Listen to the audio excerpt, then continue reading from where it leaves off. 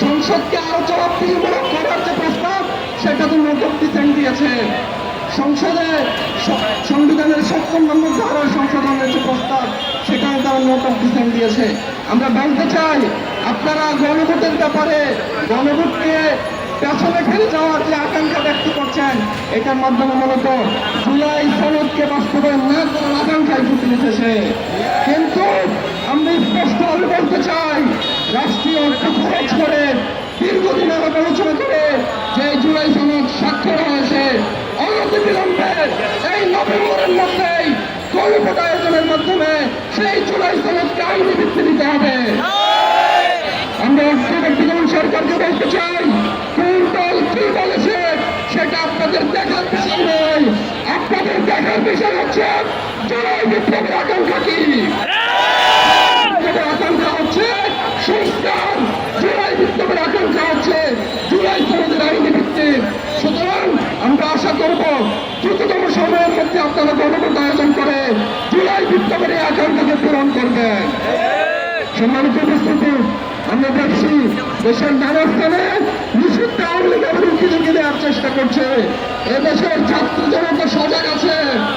যে ছাত্র জনতা খুনি হাসিনাকে এদেশ থেকে বিতাড়িত করেছে, সেই ছাত্র জনতাই এই দেশে আওয়ামী লীগের যে কোনো পুনর্বাসনকে ঠেকিয়ে দিবে ইনশাআল্লাহ। আমরা অন্তর্বর্তীকালীন সরকারকে দৃঢ়তার সাথে বলতে চাই, আপনার এই নাশকতাগুলোর ব্যাপারে আরো কঠোর পদক্ষেপ গ্রহণ করতে হবে এবং নিষিদ্ধ আওয়ামী লীগের কোনো ধরনের অপতৎপরতা যেন এদেশে সংঘটিত না হয়, সেটা আপনাদেরকে নিশ্চিত করতে হবে। গাজীপুরের ছাত্র জনতা আপনারা কি আওয়ামী লীগকে মোকাবেলা করার বিষয়ে প্রস্তুত? শুধু গাজীপুর নয়, সারা দেশের বিপ্লবী ছাত্র জনতা আওয়ামী লীগের অপতৎপরতা ঠেকানোর জন্য প্রস্তুত রয়েছে। দৃঢ়তার সাথে বলতে চাই, আওয়ামী লীগের সকল অপতৎপরতা অনতিবিলম্বে বন্ধ করতে হবে।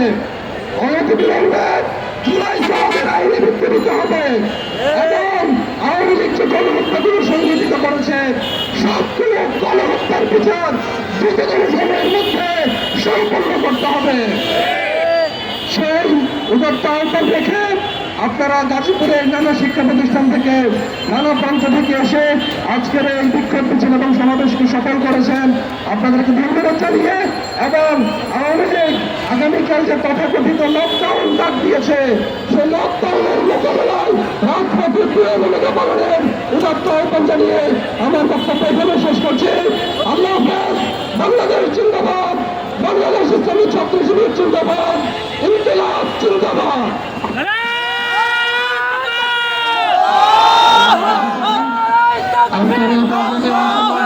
ধন্যবাদ জানিয়ে এবং আগামী দিনে সকল আমাদের কর্মসূচিতে স্বতঃস্ফূর্ত অংশগ্রহণ করবেন সেই প্রত্যাশা রেখে আজকের এই সমাবেশ এখানে সমাপ্ত ঘোষণা করছি।